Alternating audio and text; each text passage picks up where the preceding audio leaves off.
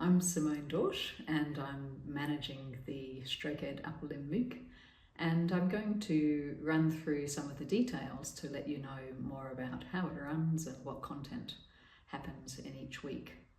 So the MOOC starts on the 2nd of June and runs through to the week of the 30th of June.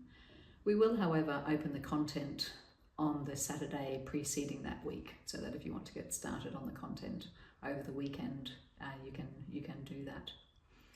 Every week we'll send you an email letting you know what the tasks are for that week and what the Facebook discussion topics will be. And in week 3 and week 5, on the Wednesday of those weeks, we'll have a live online Q&A session, so we'll send you lots of information about that.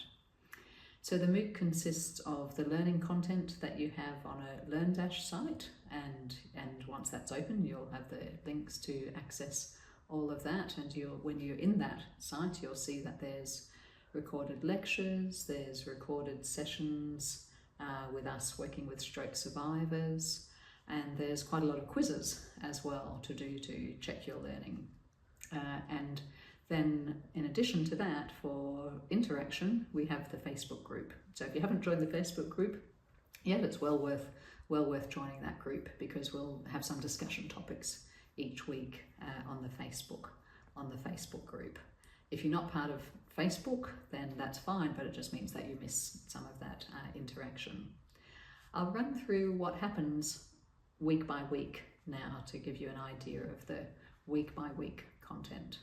So week 1 is by way of being an introductory week. So for some people it might be revision, but it'll kind of get you back on top of things like what's all the terminology around biomechanics, what are the definitions of those kind of biomechanical terms, a revision of upper limb anatomy, a review of impairments after stroke, and looking at what the evidence tells us about the contribution of impairments to activity limitations after stroke, and starting to talk through, using that information, what our clinical reasoning process needs to be when we're assessing stroke survivors' upper limb problems. Week 2 is a big focus on analysis, and so we look at the biomechanics of normal upper limb tasks, and then think about how we use that information to inform our movement analysis of stroke survivors. And then we have videos of Carl and Annie working with stroke survivors, so some very detailed assessment videos there. One with a stroke survivor who has very extreme weakness of her affected arm, and one with a stroke survivor who can do quite a lot with her affected arm but still has some very significant activity limitations. Week 3, we start really getting into the evidence for intervention. And so we start off with a review of how you appraise the research that you're looking at, and then we look at the research for increasing strength in very weak muscles after stroke, and look at applying that information to stroke survivors.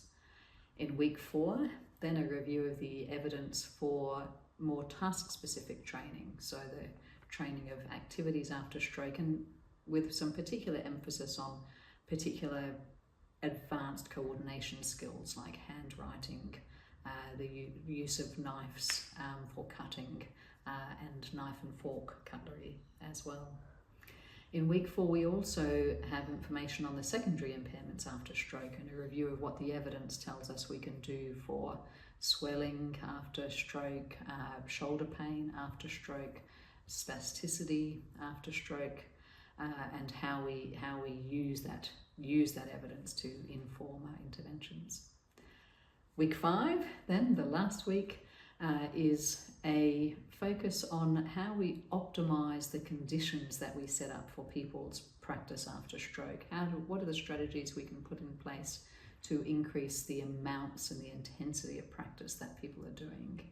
What are the strategies that we can use to make sure that we're doing very good coaching when we work with stroke survivors? What do we do to make sure that our instructions and our feedback is very effective and really helps to optimize people's motor learning? So that's the focus of week 5, along with a discussions around how we change our clinical practice when there's new evidence, and how we change what we're doing to adopt that and implement that evidence. And then at the end of all of that, we ask you to evaluate the MOOC. You redo the same quiz that you did at the beginning of the MOOC to assess your learning. You get a certificate of completion at the end of the MOOC once you achieve 80% on that last quiz, but you can take the quiz as many times as you like. And a reminder again that in week 3 and in week 5, in that last week, we've got the live online Q&A sessions. So that's a summary of the MOOC, and we're really looking forward to interacting with you on what is our second upper limb MOOC now, and we'll be seeing you soon.